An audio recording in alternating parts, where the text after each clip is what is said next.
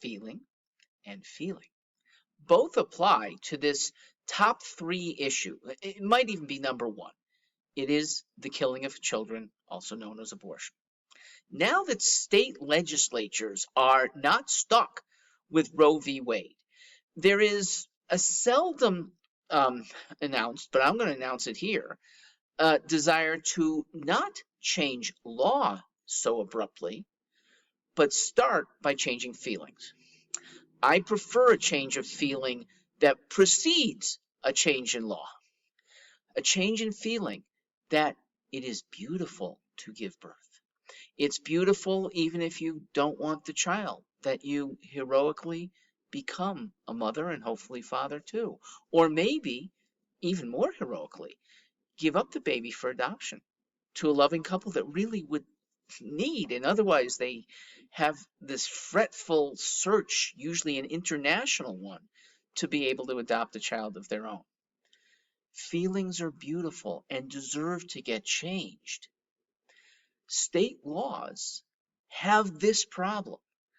A narrow majority that is going to force down on people a new law is subject to getting reversed. In fact, those majority office holders might be in more peril of getting unelected. Slim legislative majorities foisting law on populations that are not ready, it is not good. Convincing is better.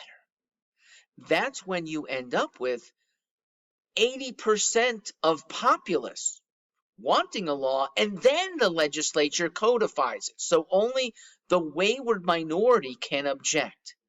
We conservatives should be working on feelings first. I think legislation comes second. So that when that 80% in a state is there, it's an of course we need that kind of law.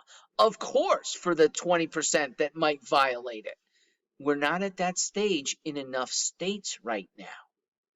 And it is absolutely appropriate because we are at the stage of, I call it a crisis. We've been in crisis ever since Roe v. Wade was enacted, where nearly 1 million babies a year are snuffed out. That's more deaths than in any one year of COVID. That is more deaths than in the worst year, actually combined, 1918 and 19, of the Spanish flu here.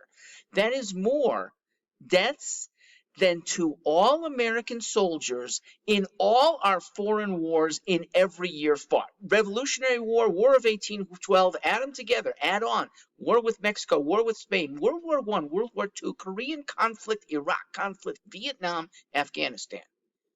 You still don't get the number of babies who perish in a single year here. And unlike war, it's not enemy soldiers, enemy landmines, pipe bombs, torpedoes, or missiles that are causing these deaths. These are at our own hands by wayward medical doctors who snuff out lives for money. Well, I'd like to starve them of money. I'd like to see even them maybe have an open-mindedness. But if women and the population around them that right now is often brainwashed into thinking, oh, it's just a cyst. This is a procedure that's like an ingrown toenail getting undone. All right, so one, that's why I don't hold women who undergo an abortion legally culpable.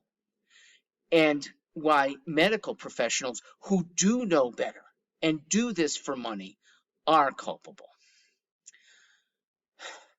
We need to starve these doctors by making sure that everyone, or at least almost everyone, appreciates the beauty of giving birth, the beauty of adoption. You know, you can't do this anymore. It's not politically correct. But when I was growing up, it was actually a lovely and pleasurable for everybody thing for, say, a young boy or girl to hold out a hand touching, yes, the tummy, the expanded tummy of a woman who's 7, 8 months pregnant. Can't do that anymore without it being called molestation. Women loved it. People around loved it. children certainly get a kick out of feeling the baby's kick. So, to those who felt like conservatives like Mark or me, I'm a nice guy. Conservatives are nice. Conservative men supposedly denigrate women. I uplift women. My company, we give a high raise to any woman who takes off time, gives birth, and comes back and joins us. I believe no office holder in this century, or even candidate, has displayed a higher degree of feminism than me. Maybe one, okay? I might be a close second to Michelle Bachmann, okay? She's given birth to 6 children of her own and adopted 5 more beyond that, okay? Hard to compare there. But my feminism is a proper feminism, that women have a special place and a role that most women can and should have that's different. Modern feminists want to make everything the same. And that is why one of their more powerful arguments is that, well, men don't have to go through this right now. Yes, but when we recognize men have their own burdens, kidney stones for one, pancreatic cancer that affects almost exclusively men and kills them, being drafted. Yes, the sexes are different.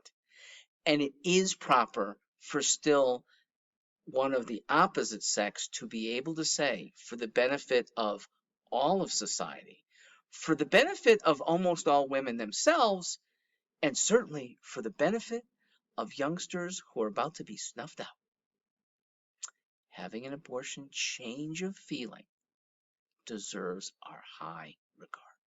I'm Mark Stewart.